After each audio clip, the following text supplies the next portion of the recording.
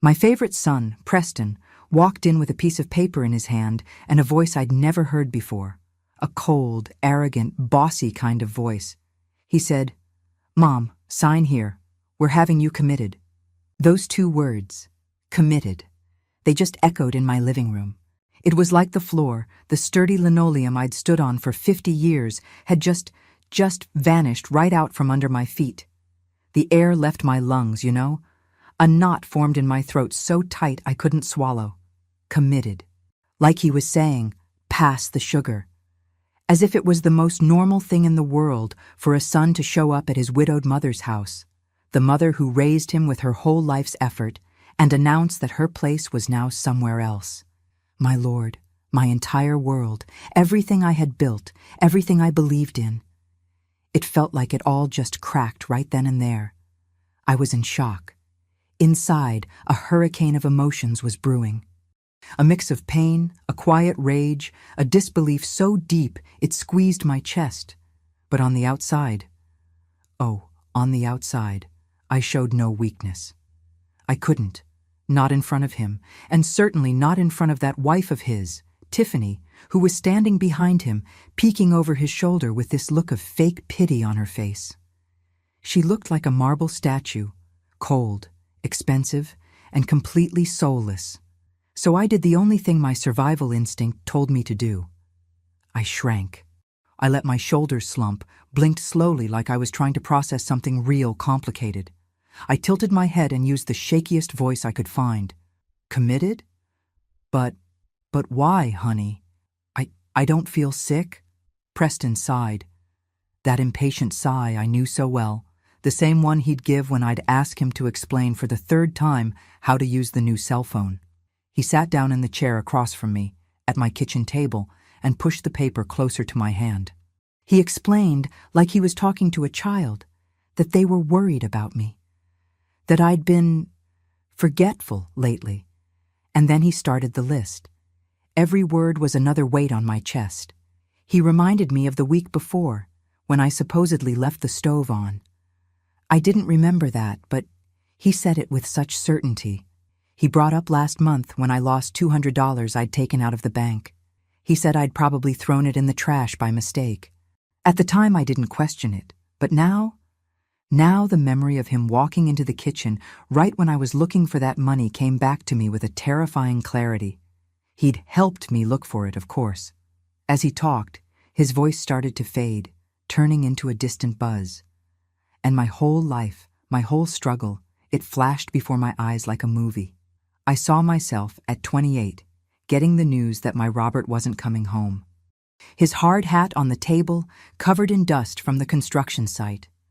And 4 little faces staring up at me, not understanding why their mama was crying like that. Daniel, my oldest, at 11, trying to be the man of the house and failing miserably.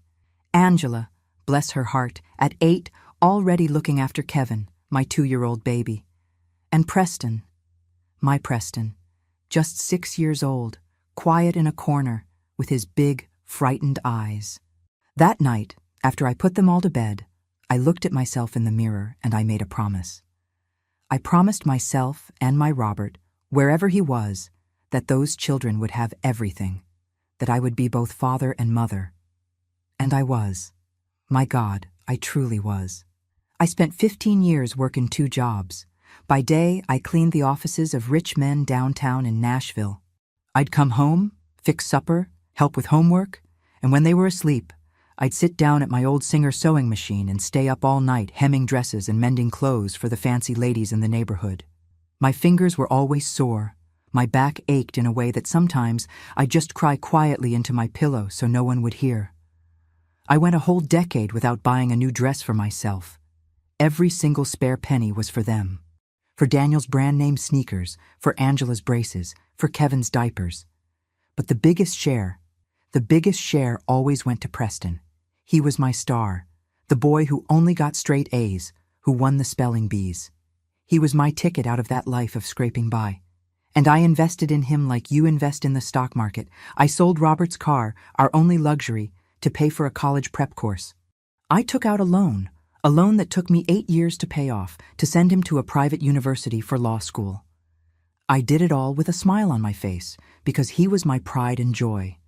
On his graduation day, he hugged me in front of everyone, in that black cap and gown, and whispered in my ear, "This is all for you, Mom. I'm going to give you the world, you'll see." And for a while, I believed him. I believed him when he passed the bar, when he got his first job at a fancy law firm, when he married Tiffany and bought that house that looked like something out of a movie. But the world he promised never came. What came were generic Christmas cards, rushed phone calls on my birthday, excuses. "Oh, Mom, this weekend is just slammed. Tiffany's parents are in town. We'd love to come for Sunday lunch, but we have an engagement we just can't get out of." And me, the foolish mother, the mother blinded by pride, I always said, "That's all right, son. Mama understands. Mama understands." Mama understood he had an important life. But Mama didn't understand how that boy, the boy I gave my health, my sweat, and my tears for, could be sitting right there in front of me, with the cold eyes of a bank manager turning down a loan. The world he wanted to give me now was a bed in some facility, a room that smelled like disinfectant, and maybe a window with a view of a brick wall. His voice pulled me back to the present. "And that's why, Mom, it's for the best. It's for your own safety." Tiffany, that woman, added in her syrupy little voice, "We just want to take care of you, Vera. You've taken care of everyone your whole life. Now let us take care of you. Take care of me." They wanted to take care of me. I looked down at the paper. It was a thick document, full of fine print they thought I couldn't read. I saw words like incompetent, power of attorney, asset management. And then it hit me. This wasn't about my health. It never was. It was about my money, my paid-off house. The small inheritance Robert left me that I never touched, saved for a real emergency. Apparently, the emergency had arrived. Only, the emergency was them. An icy feeling washed over my heart. The pain gave way to something new, something cold and sharp, a clarity I hadn't felt in years. I lifted my head and looked my favorite son right in the eyes. I forced a fragile smile, the smile of a confused, scared old woman. I put my hand on his, felt the soft skin, the hand of someone who's never done a day of hard labor in his life. And with the sweetest, most defeated voice I could fake, I said, If you think it's what's best for me, son, then I'll sign." The smile that spread across Preston's face when I said I'd sign was a terrible thing to see. It was relief, you know? The relief of someone who just talked the victim into walking calmly into the trap. His shoulders, which had been up around his ears, just dropped. And Tiffany, I tell you what, her smile was even bigger, a slash of satisfaction she could barely hide. She even gave her husband a little pat on the shoulder, a "good job, honey" kind of gesture. And I saw it all. I filed away every last detail, but I wasn't going to make it easy. I'd agreed to sign, but I didn't say when. My mind, the one they thought was failing, was working at a speed I didn't even know it still had. I needed time. I needed to understand what was in that paper. My hand, which had been steady before, started to tremble on purpose. I looked at the pen he offered me, and then at the paper, and I made a confused face. "Oh, son, with my eyesight. The letters are just dancing all over the page. Where on earth did I put my reading glasses?" I started patting the table, the counter, my own head, faking a confusion that was practically an art form. I knew exactly where they were, hanging around my neck on the little chain Angela gave me. But I needed the drama. Preston, with the patience of a plaster saint, pointed with his chin. His voice was controlled, but the tip of his foot was tapping a frantic rhythm on my floor. He said the glasses were right there, hanging on me. I gave a little laugh like, "Oh, silly me, I really am getting dotty," and put them on. But inside my brain was running a mile a minute. I picked up the stack of papers. It was heavy, much heavier than a simple commitment form. I started to flip through slowly, so very slowly. I'd read a line, stop, wipe my glasses on the hem of my blouse, and read it again. I could see the two of them shifting in their chairs. Their impatience was so thick you could feel it, like a nervous energy in my calm kitchen. And while I pretended to read, I replayed the list of my lapses he'd used against me. The stove being left on. Did I really do that? I've always been so careful. I remembered Tiffany was here that day, helping me bake a cake. She was the last one out of the kitchen. Could she have? The doubt was like a little poison seed planted in my chest. The $200 missing. I remembered my anguish, searching every drawer. And I remembered Preston showing up, so helpful, saying, "Calm down, Mom. Money comes and goes. You probably just tucked it away somewhere and forgot." He made me a coffee, calmed me down. And now he was using it against me. Then there was the doctor's appointment I missed. Preston had offered to drive me. He called me an hour before and said the appointment was at 3 o'clock. I had it written in my planner, 2 o'clock. I got confused, figured I must have made a mistake. When we got there at 3, the receptionist said the appointment had been at 2. The doctor had already left. Preston was so disappointed in me. He said in the car on the way home, "Mom, you have to pay more attention. This is getting worrisome." At the time, I felt worthless. Now, looking at his face, at that urgency to see me sign that paper, a new version of the story started to form in my head. "My, there's an awful lot of writing here, isn't there?" I said, with a tired sigh. "I think I need a glass of water. My mouth is dry." Tiffany jumped up, ready to serve me, but I held up a hand. No, dear. Let me get it myself. I still know where the faucet is." It was a tiny little jab, but I don't think they even noticed. I stood up slowly, leaning on the table, putting on the whole show of a frail old woman. As the glass filled with water, I watched them out of the corner of my eye. They were whispering. Preston was pointing at his watch. They were in a hurry, a real big hurry. I went back to the table, sipped the water in tiny little gulps. The silence in the kitchen was heavy. Finally, I looked at them over the top of my glasses. "Look, I'll sign it. I trust you." I saw the relief again. "But I want Daniel and Angela to be here, to be witnesses, so they know I'm doing this of my own free will because it's what's best for me." Preston's face fell right then and there. Tiffany forced a smile. She tried to argue, said there was no need to bother the others, that this was a decision between the three of us, that they were adults and knew what was best. But I insisted, with my stubborn old lady voice. I said it was important to me, that I wanted the family together. Preston saw he wasn't going to win. He stood up, frustrated. He said he'd call his brother and sister, but it might take some time. He said they'd come back the next day, with everything arranged. He snatched the papers off the table with a certain roughness and put them back in his expensive leather briefcase. They said their goodbyes with kisses on my cheek, cold kisses that had no warmth, no affection at all. And then they were gone. As soon as the front door clicked shut, I stood still.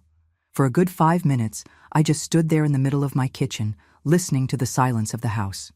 The performance was over. My spine straightened. The tremor in my hands disappeared. The frail, confused woman left with them. In her place stood Vera, the woman who raised 4 children on her own, the woman who negotiated with bank managers, who stood up to nosy neighbors, who survived. I walked over to the kitchen trash can to throw out the morning's coffee filter. An automatic motion, a 50-year routine. And that's when I saw it.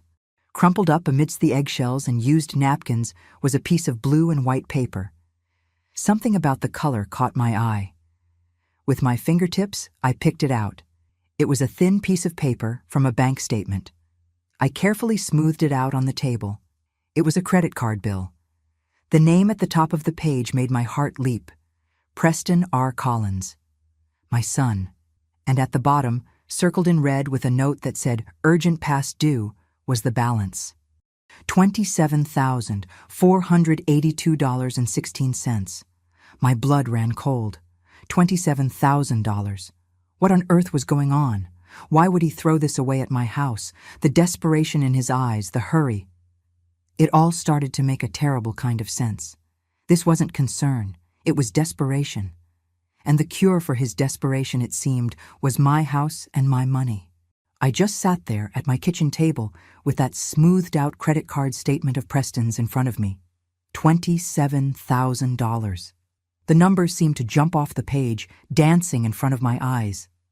The buzzing I'd felt when he asked me to sign the commitment, papers came back, but this time it was different. It was louder, clearer. It was the sound of all the pieces clicking into place, forming a picture I didn't want, but had to see. My first instinct was to call him. Call him and scream.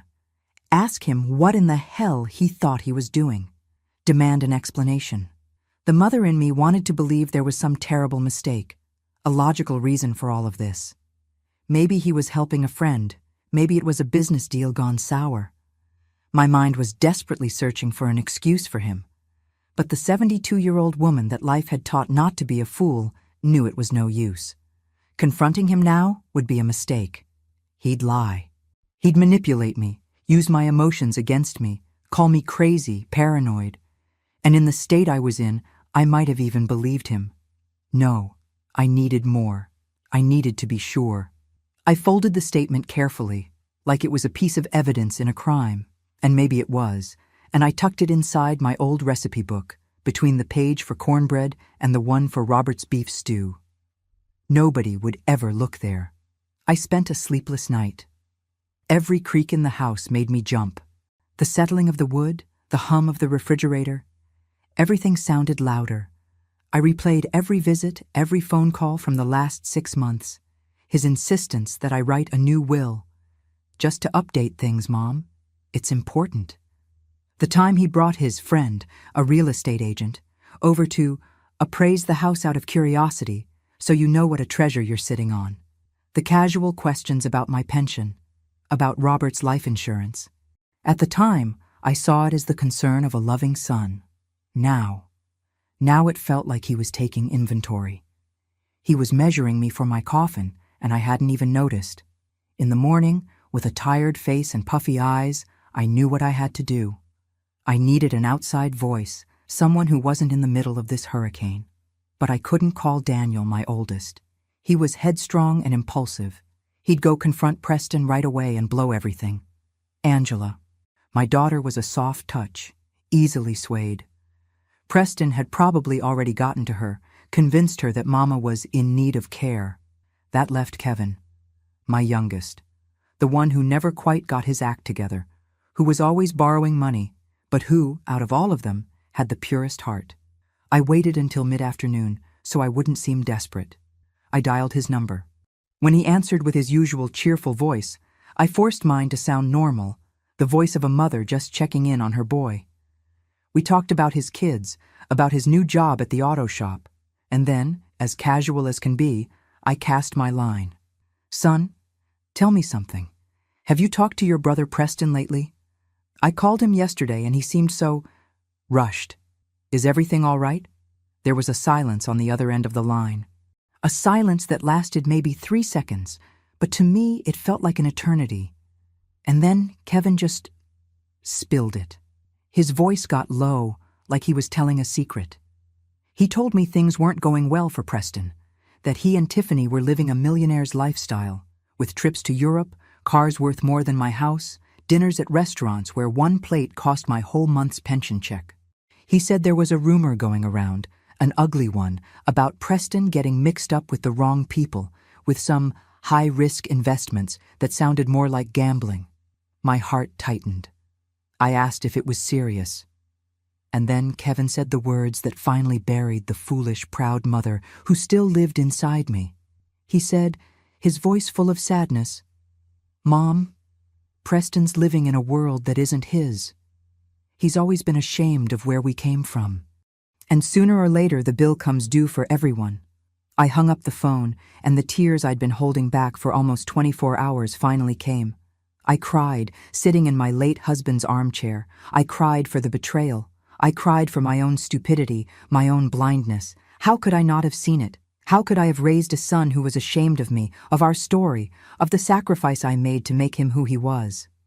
I cried for putting him on a pedestal, while my other children, with all their flaws, had never abandoned me. I walked through the house, touching the furniture. I looked at the bookshelf in the living room. There was the set of encyclopedias I bought on a 12-month payment plan because Preston, at 10 years old, said he wanted to know everything in the world. I bought those expensive books at a time when the kitchen roof had a leak. The leak stayed, but my son had the world's knowledge at his fingertips. I looked at his graduation picture, my golden boy, smiling with his diploma in hand. My diploma. I had paid for every letter on that piece of paper, and then the grief began to change. The tears dried up, and in their place, something hard and cold as a stone settled in. It was rage, a cold, calculating rage, the rage of a lioness who realizes the predator isn't outside the den, but inside it, and it's her own cub. They thought I was a weak, senile old woman, easy to fool. They had forgotten who I was. They had forgotten the woman who faced the world alone with 4 children. They had made a mistake. A very, very big mistake. I picked up the phone again.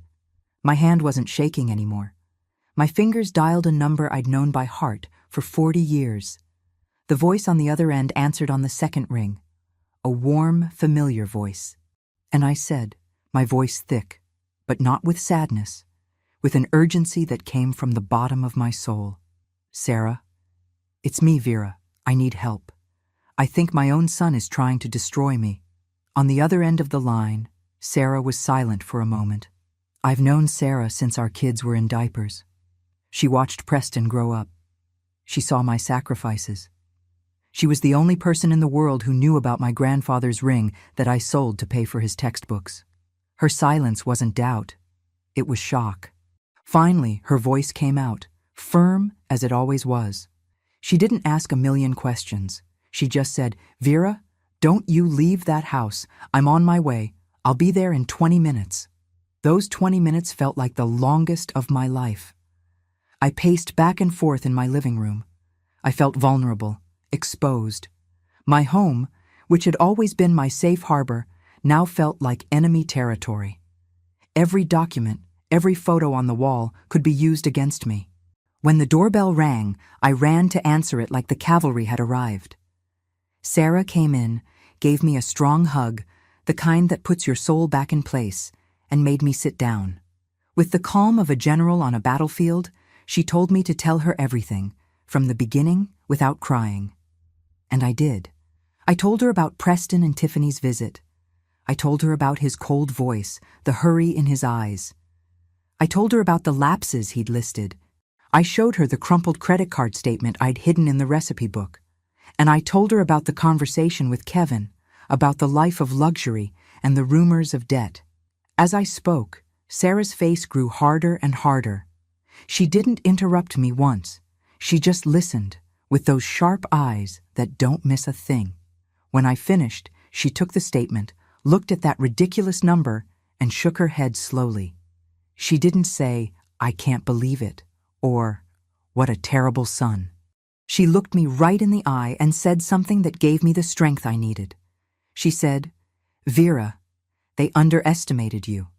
They thought you were the same woman who'd just bow her head to everything. They forgot who they're dealing with. She stood up and grabbed her purse. She said crying wasn't going to fix a thing, that we needed a professional, and not just any professional. She said we needed a shark, and she knew one. An old-school lawyer, semi-retired, but who loved a good fight, especially against rich, arrogant people. His name was Arthur Henderson. I hesitated. Lawyer. The word sent a chill down my spine. That was Preston's world. He knew all the tricks, all the loopholes. How could I, a retired old woman, fight my own son on his home turf? Sarah saw my hesitation. She held my chin and made me look at her. Vera, your son declared war on you inside your own house. You have 2 choices. You can surrender and go wither away in some home while he burns through your money, or you can fight. Which is it gonna be? That shook me.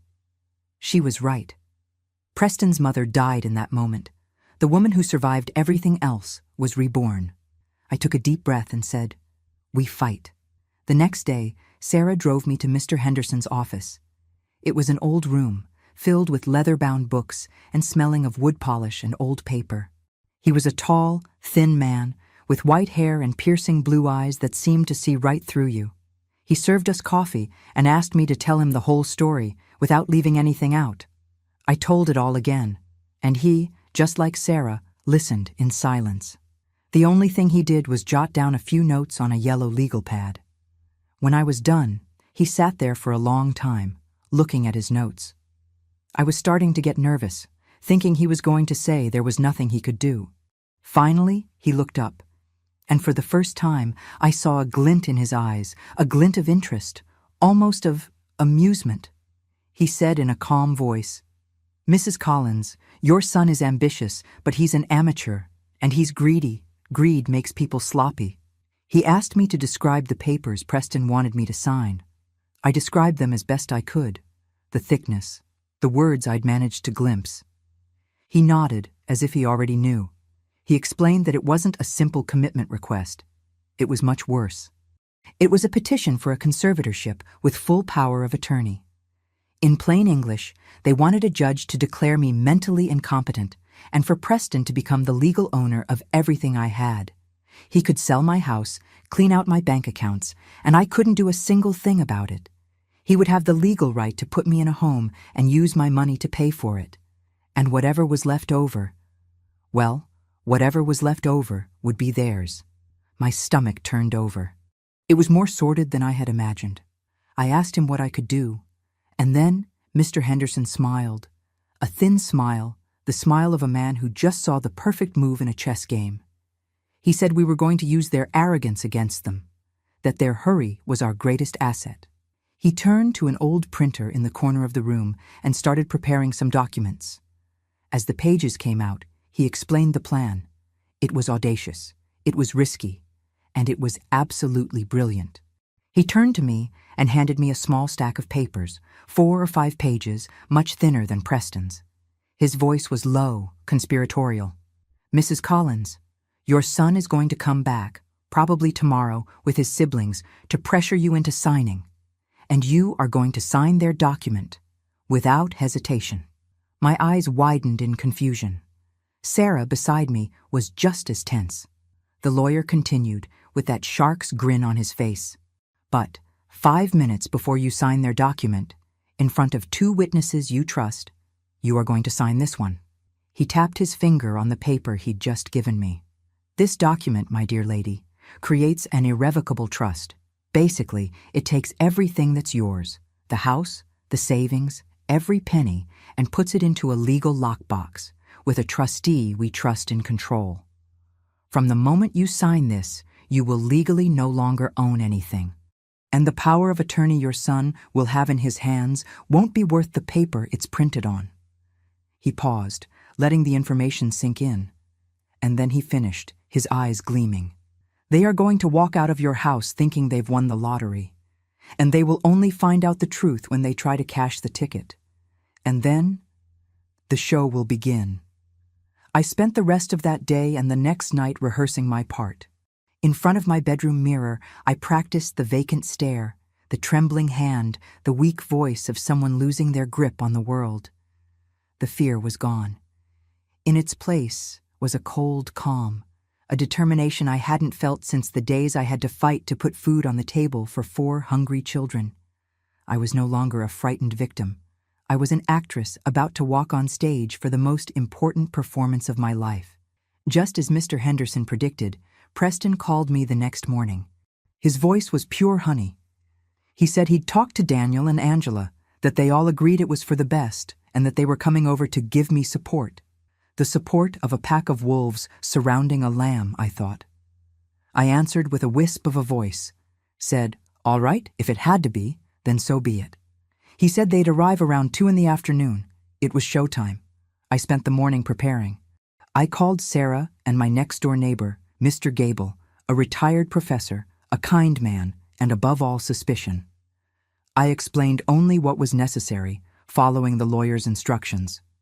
I told them my son wanted me to sign some important papers, and that for my own safety, my lawyer had instructed me to sign another document first, in front of witnesses. I asked them to come at 1:30 and to act as naturally as possible. They agreed, their voices grave. They knew something big was happening. At 2 o'clock sharp, the doorbell rang.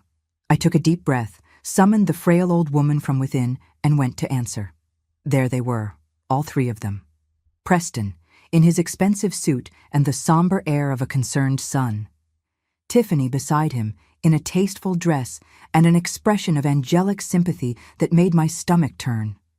And my other two children. Angela's eyes were red, like she'd been crying the whole way over.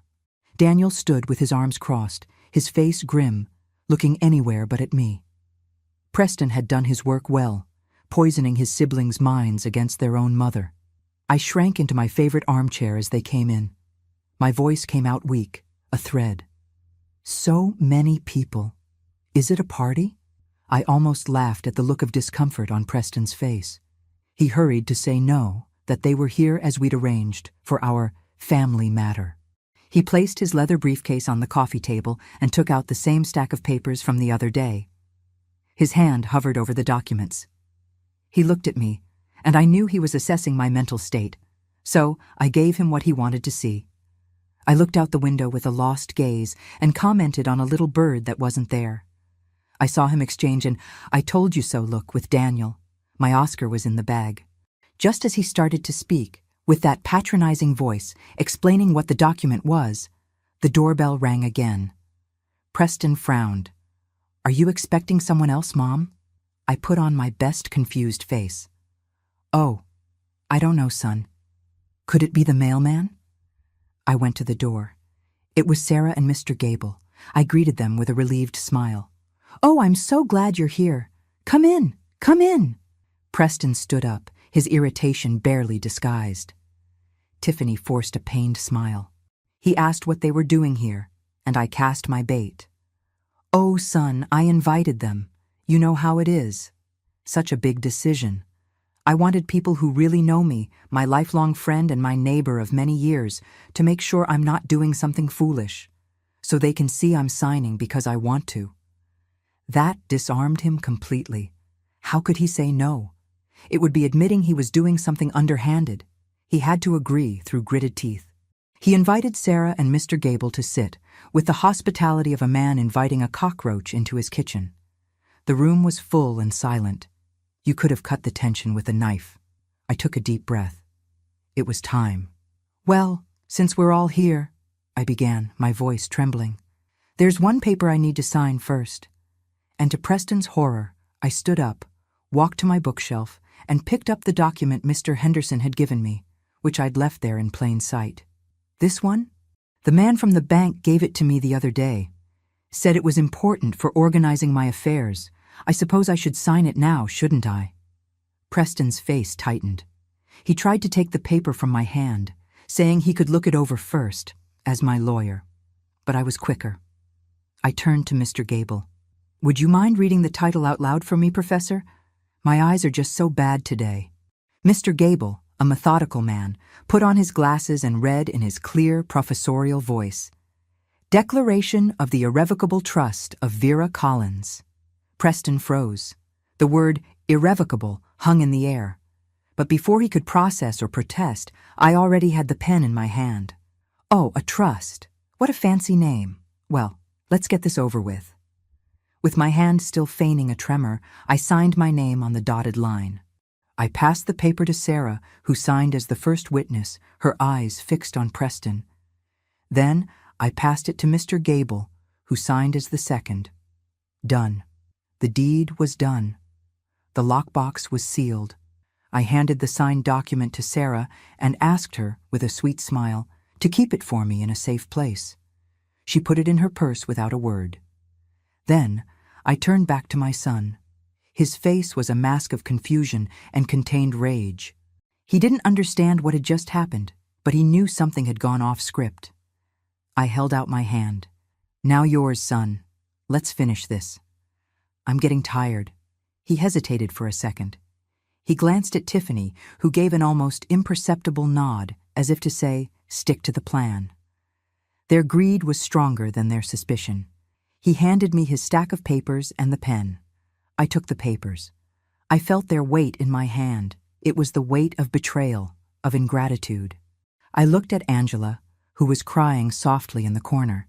I looked at Daniel, who was staring at the floor, ashamed. And I looked at Preston, my golden boy, his eyes full of expectation and greed. I let out a deep sigh, a sigh of defeat that I had rehearsed all night. With the shakiest hand of all, I signed my name on the dotted line, the signature that, in their minds, declared me incompetent, the signature that gave them control of everything. I saw the glint of victory in Preston's eyes. Tiffany exchanged a look with him that said, "We did it." He took the papers from my hand with a swiftness that bordered on rude, tucked them into his briefcase, and stood up. The concerned son act was over. They said their goodbyes in a hurry, saying that now they would take care of everything. They left in a rush, like thieves afraid the homeowner might wake up. Angela came to give me a tearful hug and left without saying a word.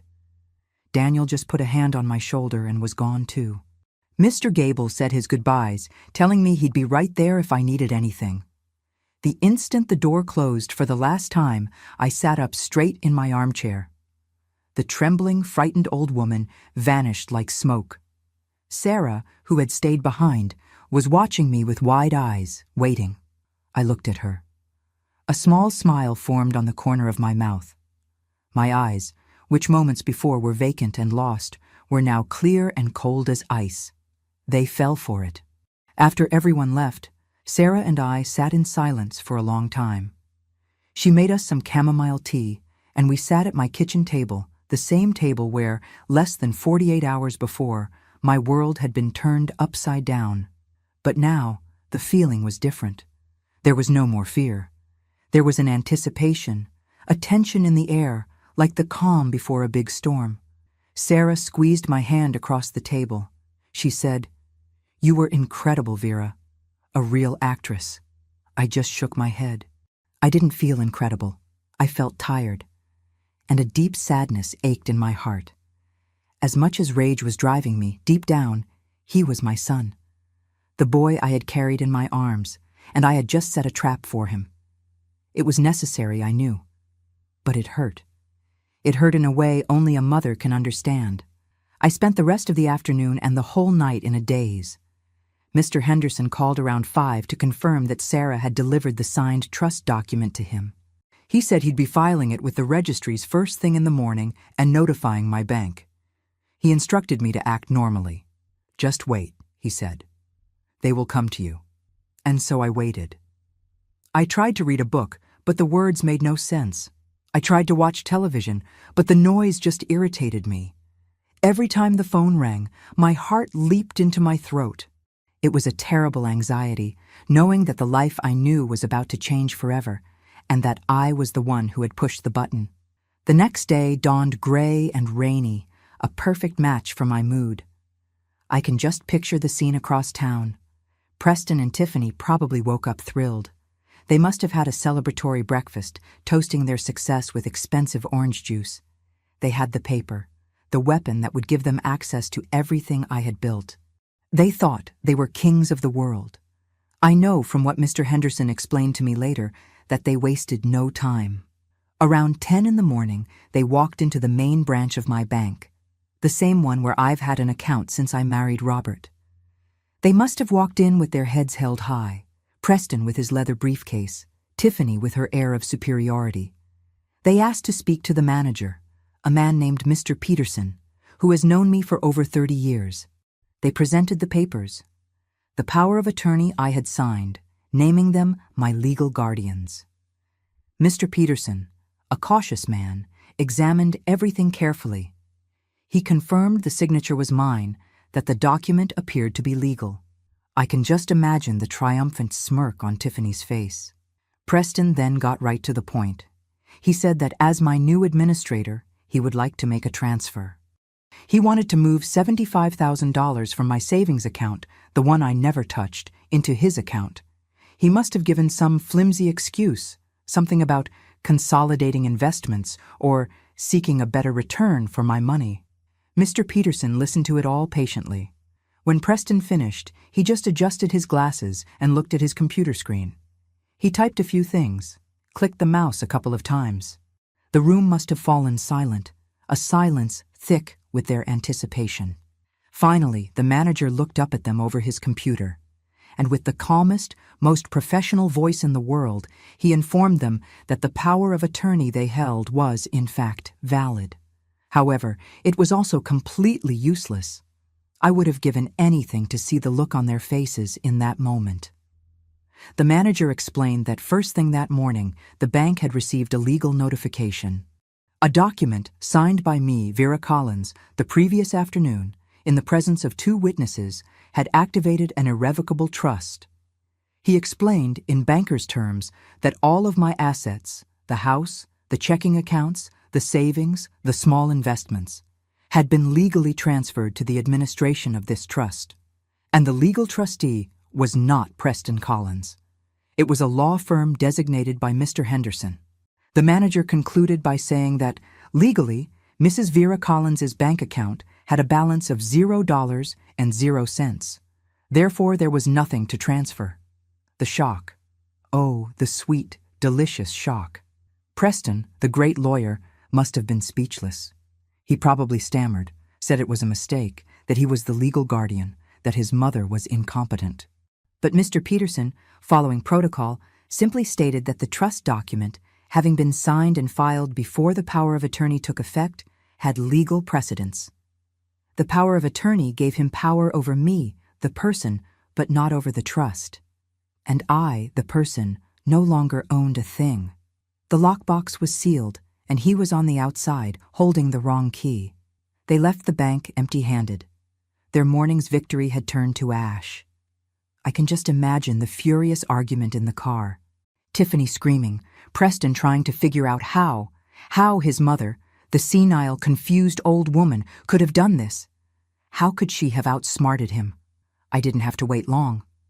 Around noon, my phone rang. The name on the display sent a shiver down my spine. Preston. I took a deep breath, counted to 3, and answered, using my most normal, clear, and lucid voice. The voice of the old Vera, the mother he thought he had buried. Yes, son? How can I help you? On the other end of the line, there was just the sound of heavy, shocked breathing, a silence that screamed louder than any word. He couldn't speak. He wasn't expecting that voice. He was expecting the confused old lady, the woman he had just declared incompetent. His silence was his confession. It was the sound of an arrogant man realizing that the floor had just vanished from under his feet, too, and that the one who had pulled the rug was his own mother. That silence on the phone lasted what felt like a lifetime. I could hear Preston's ragged breathing, the sound of his world falling apart. I waited. I wouldn't speak first. I wasn't going to make it easy for him. Finally, his voice came out, a choked whisper, full of disbelief. He managed just one word. Mom? It was a question, not a greeting. It was as if he were seeing a ghost. I answered, with the same calm I'd used to talk about the weather. Yes, Preston, it's me. Did something happen? You sound flustered. He tried to pull himself together. The lawyer inside him took over, trying to find some logic, some way out. He started stammering about the bank, about a misunderstanding, about a trust. He asked what I had done. The arrogance was gone from his voice. What was left was pure, simple panic. And I, for the first time in years, felt completely in control. What did I do, son? I just organized my finances. That's what you advised me to do, wasn't it? To get everything in order. I used his own words against him. But you know, I think this is too complicated a matter to discuss over the phone. And as you said yourself, it's a family matter. So I want all of you here, tonight, at 7, for dinner. He tried to protest. He said it wasn't a good time, that they needed to talk alone. But I cut him off. My voice became firm, hard as steel. 7 o'clock, Preston. You, Tiffany, Daniel, and Angela. And don't be late.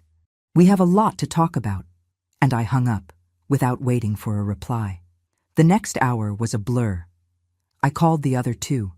To Daniel, I said it was an urgent family dinner and his presence was non-negotiable. For Angela, I used a softer tone. I said, "Honey, I need you here tonight. I need you to listen to your mother." She started crying on the phone, saying she was so confused. I just told her to come. I didn't cook anything special. I just heated up a frozen lasagna. This wasn't a celebratory dinner. It was a court-martial. I set the formal dining room table, the one we only used for holidays, with the good china. I wanted the full effect. I wanted them to understand the gravity of the moment. Promptly at 7, they arrived. Not together, like a family, but one by one, like strangers heading to a condo board meeting. Daniel came first with his usual grim face, then Angela, her face puffy, and last, the couple of the year, Preston and Tiffany. They looked like they had aged 10 years in 5 hours. Preston's face was gray, Tiffany had dark circles under her eyes. The air in the room grew heavy, unbreathable. No one said a word during dinner.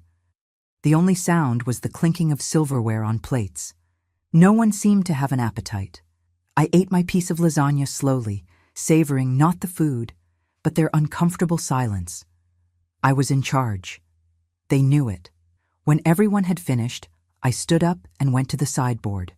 I picked up a small folder Mr. Henderson had prepared for me. I returned to the table, sat at the head, and placed the folder in front of me.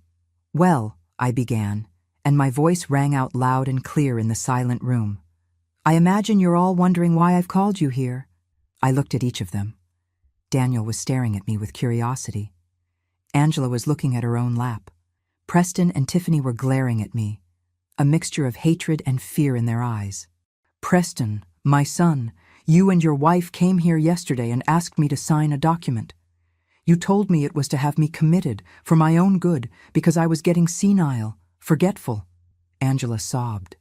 Daniel looked at his brother with a shocked expression. He hadn't known the details. I continued, opening the folder.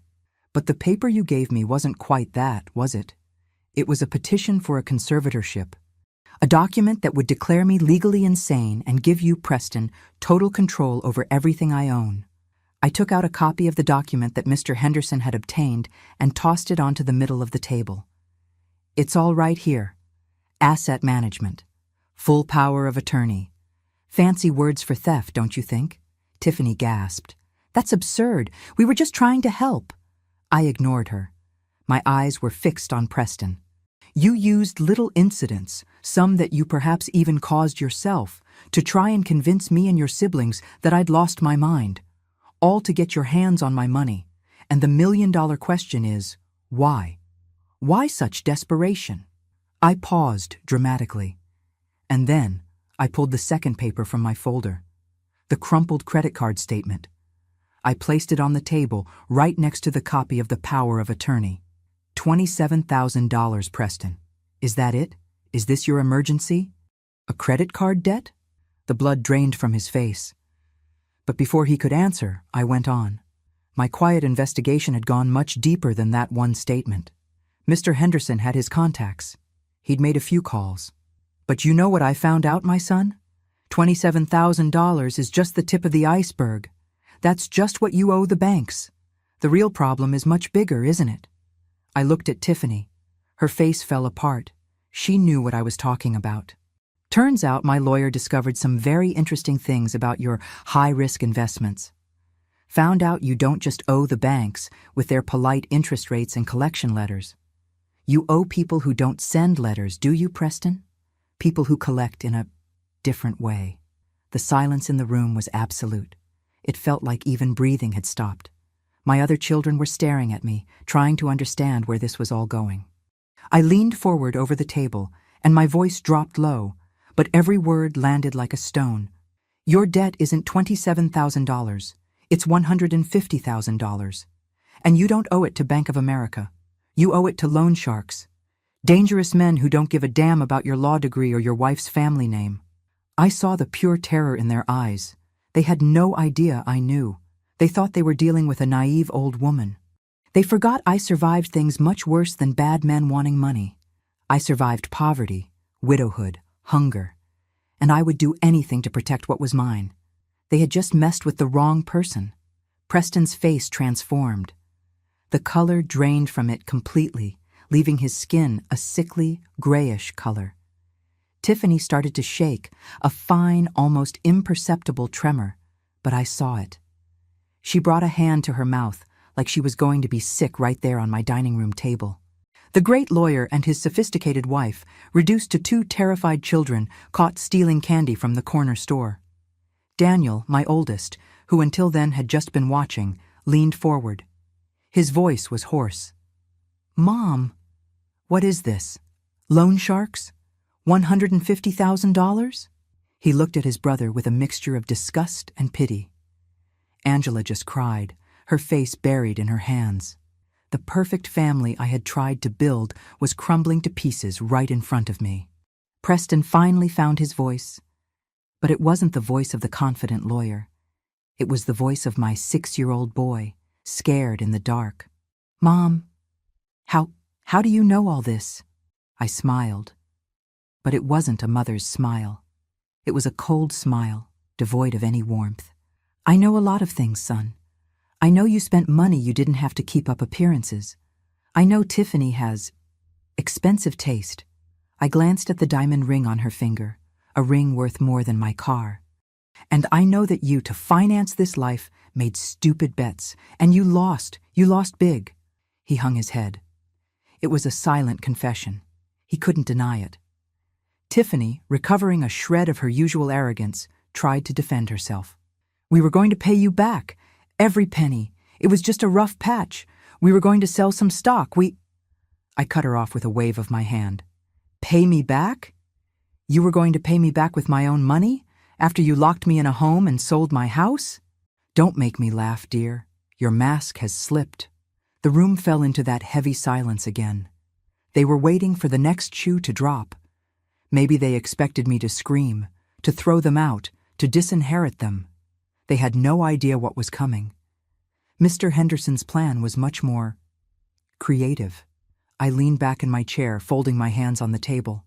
My voice was calm, almost professorial, as if I were explaining a recipe. "When I found out about this debt, about these men, I had a choice to make." I looked at Preston. "I could have just protected myself. Let you two deal with the problems you created. That would have been fair, wouldn't it? Let you learn your lesson the hard way." I saw a flicker of hope in his eyes. He thought that was it, that I would just abandon them to their fate. Bless his heart. He still didn't get it. "I could have done that," I continued. "But the problem is, your disgrace would still stain our family's name, your father's name, and that I could not allow.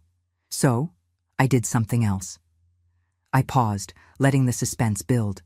"With a portion of my money, the money that is now safe and sound and far from your greedy hands, I took action. My lawyer, Mr. Henderson, he made some calls. He's a man with many resources, and he found your creditors." Preston's head shot up. The panic flooded back into his eyes with full force. "Mom, no. What did you do?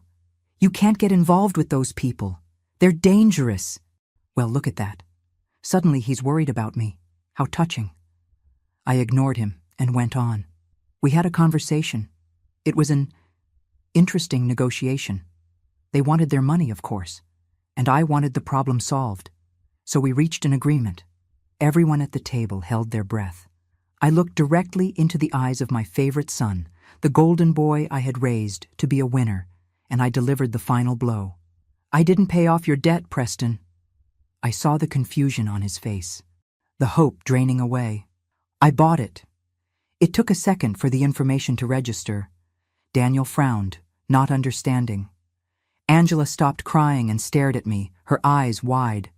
Tiffany just trembled. Preston understood immediately. The blood vanished from his face once more. He understood the depth of what I had done. I explained, so there would be no doubt. "Your $150,000 debt didn't disappear. It wasn't forgiven. It just changed ownership. As of today, you no longer owe a bunch of faceless criminals. Now you owe me.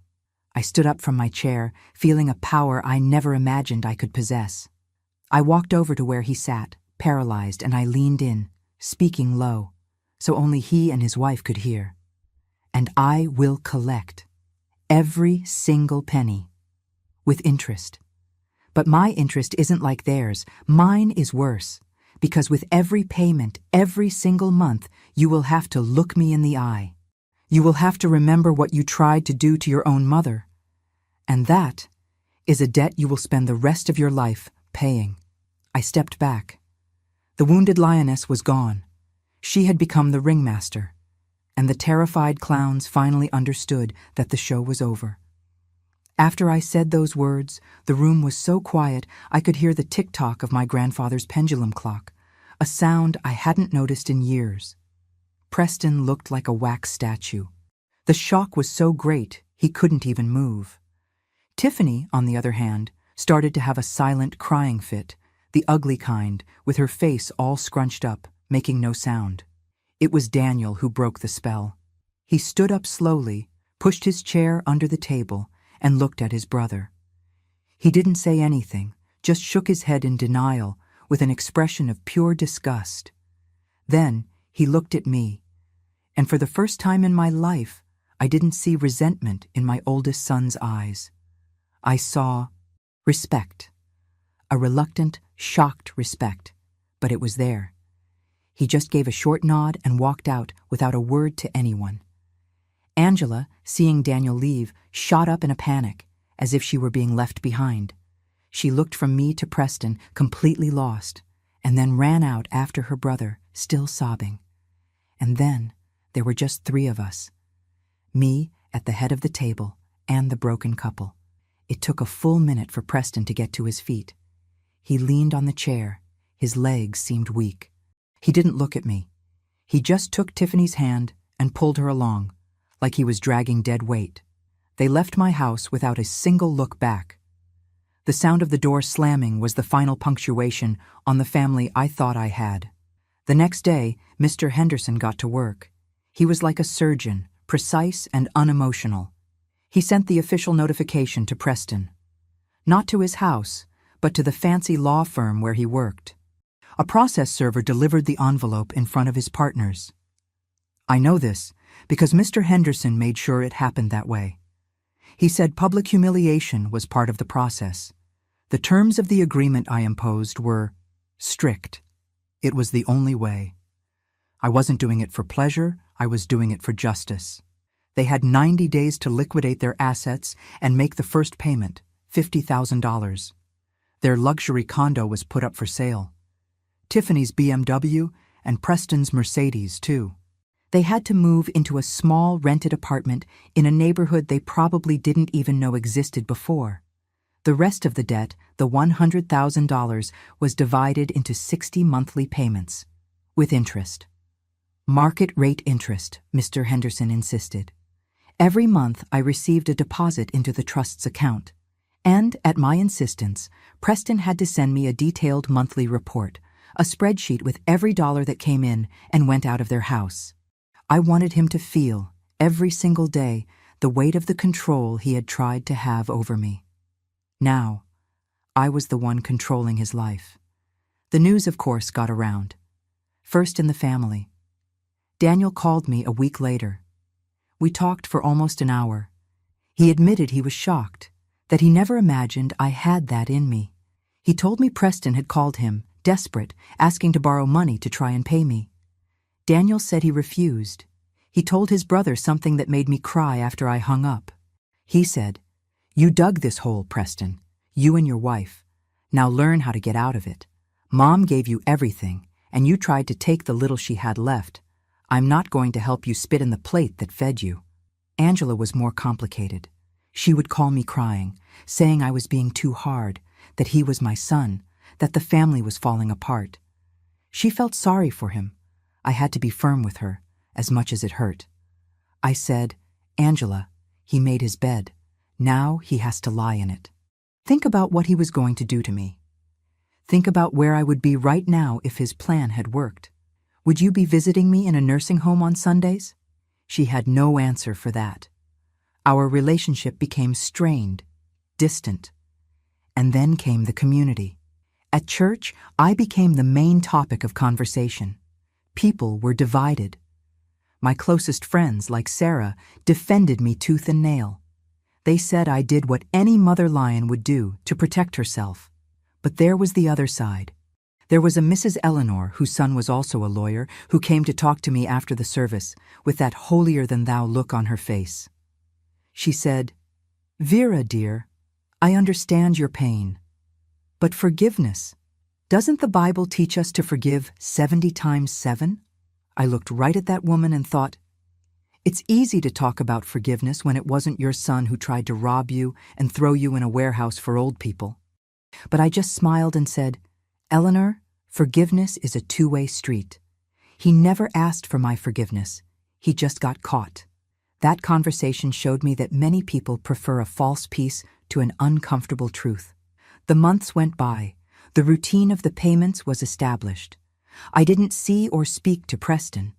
The only communication was the cold spreadsheet that arrived in my email at the end of every month. I saw their expenses, rent, groceries, the electric bill, the life of normal people they had despised so much. No trips to Europe, no expensive restaurants, just harsh reality. One Tuesday night, about 6 months after that dinner, my phone rang. It was a number I didn't recognize. I answered, suspicious. On the other end, a tearful, almost unrecognizable voice said, "Vera? It's me, Tiffany." My heart skipped a beat. I didn't say anything. I just waited. She started talking, a desperate and pathetic monologue. She told me their life was ruined, that they had lost all their friends, that Preston wasn't the same man, that he barely got out of bed, that he was just an empty shell of who he used to be. She cried, she begged, she pleaded for the love of God that I forgive the debt, that I give them a second chance, that I not destroy my own son's life. She talked for about 10 minutes straight, spitting out words of pity and despair. I listened to it all, every word, every sob, in silence. When she finally stopped, waiting for a response, a crumb of compassion, I held the phone firmly. My voice came out colder than I intended. Mercy is what I expected from a son, Tiffany. What I got was a piece of paper to have me discarded. Now, I only deal in justice. And I hung up the phone on her. After that phone call from Tiffany, I thought I would feel victorious. But to be honest, the only thing I felt was a vast emptiness. I hung up the phone and looked around my house. The house I loved, the house Robert had built. But suddenly, every corner seemed haunted. The kitchen reminded me of my son's arrogant face. The dining room, of the silence of that last family supper. The walls seemed to have absorbed all the pain, all the betrayal. I realized that to truly heal, I couldn't keep living in that mausoleum of broken memories. The following week, I made a decision that shocked everyone, even Sarah. I called Mr. Henderson and gave him a new instruction. I said, "Sell the house." He was surprised, but he understood. In less than a month, the house where I raised my 4 children, where I mourned my husband's death and fought every day of my life, was sold. With the money from the sale and the savings that were now safe in the trust, I had more than I ever dreamed I'd have. And for the first time in my life, I didn't think about saving it for my children, investing for their future, ensuring their security. I thought about me. Today it's been a little over a year since that fateful day. And my life, my goodness, my life is completely different. I don't live in Nashville anymore. I sold almost everything, donated the old furniture, kept only the photos and a few of Robert's things. And I moved into a beautiful apartment in Florida with a balcony overlooking the ocean. Every morning, I sit on that balcony with my cup of coffee and watch the sun rise over the water. And I breathe. I breathe air that doesn't smell like the past, like pain, like ingratitude. Kevin, my youngest, came to visit last month with my grandkids. He helped me with the move. He's my right-hand man now. The money from the trust is paying for his children's college. I don't give him the cash, no sir. I pay the tuition bill directly to the university. I learned my lesson. Kevin told me that Preston and Tiffany are still living that tight little life. He saw her at Walmart the other day, pushing a cart, her hair roots showing and her face worn out. Their expense spreadsheet still comes every month, right on time. Mr. Henderson manages that for me. They still have about 3 years of payments left. Preston, my golden boy, lost his job at the law firm. The story, one way or another, got out. And nobody wants a lawyer who tried to outsmart his own mother and lost. He's working now as a junior consultant for a small company. Makes about a third of what he used to. His humiliation is the interest payment on my soul. They lost everything they tried to steal from me. And on top of that, they lost their status, their friends, their dignity. With Daniel, our relationship is better than it's ever been. He calls me every Sunday. For the first time, he sees me not as the mother who always favored his brother, but as a strong woman. He told me on the phone the other day, "Mom, I have never been so proud of you." That meant more to me than any amount of money. Angela, she's still distant. I think she can't reconcile the image of the sweet little mother she had with the woman I had to become. She sends me cards on holidays. Maybe one day she'll understand. Maybe she won't.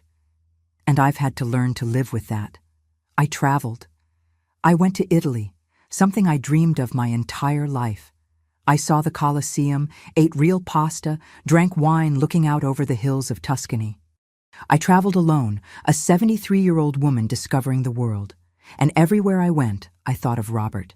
And I felt he was right there with me, smiling, happy that I was finally living. I learned that a mother's love isn't unconditional. It's strong, it's powerful, but it can't be a blank check for disrespect and cruelty. I learned that sometimes you have to cut off a part of yourself to save the rest of your body. And I learned that family isn't just the blood that runs in your veins. It's respect, it's loyalty. It's Sarah, who stood by me. It's Mr. Gable, my neighbor. It's even Mr. Henderson, with his shark smile and his just heart. And sometimes, the family you choose is stronger than the family you were born into. Today, I live in peace. Preston is paying his financial debt to me. But the moral debt, the one for breaking his own mother's heart, that one, he will never be able to repay. And that is his real punishment. So, what would you do in my place? Do you think I did the right thing, buying my own son's debt and collecting every last cent? Or should I have forgiven him? Write in the comments what city you're listening from. And if you liked my story, please leave a thumbs up on the video so the channel can keep bringing more stories like this. Thank you for your kindness. On the screen, you'll see another story that I'm sure you'll enjoy. Click on it to watch. Oh, and if you haven't subscribed to this channel yet, don't forget to subscribe. Okay? See you later.